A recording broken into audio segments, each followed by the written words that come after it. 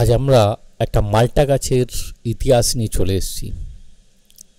মাল্টা তো এখন সবাই খান, কিন্তু মাল্টা কোথার থেকে উৎপত্তি সেটাও জেনে নেওয়া যাক। আর গাছটাই বা কীরকম। মাল্টা মূলত সাইট্রাস পরিবারভুক্ত একটি ফল। এর উৎপত্তি স্থল ধরা হয় দক্ষিণ পূর্ব এশিয়া ও চীন। প্রায় 2000 বছর আগে থেকেই এই ফল মানুষের পরিচিত।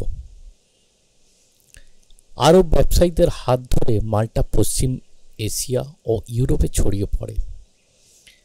পরবর্তীতে স্পেন, ইতালি, মাল্টা দ্বীপ প্রভৃতি অঞ্চলে এই ব্যাপকভাবে চাষ হতে থাকে।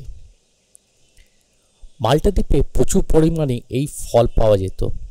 সেখান থেকেই এর নামকরণ হয় মাল্টা। মুঘল আমলে মধ্য এশিয়া ও আরব দেশে থেকে মাল্টা ভারতে আসে।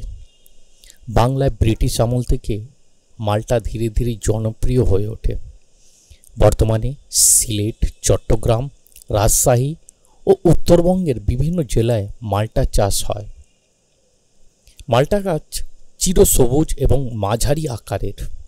ফল গোলাকার, বাইরে খোসা কমলা রঙের। এতে প্রচুর ভিটামিন সি সমৃদ্ধ ও পুষ্টিগুণে ভরপুর। এখন এই বর্ধমানের মশাগ্রামে এই বাগানটিতে চাষ হচ্ছে মাল্টা।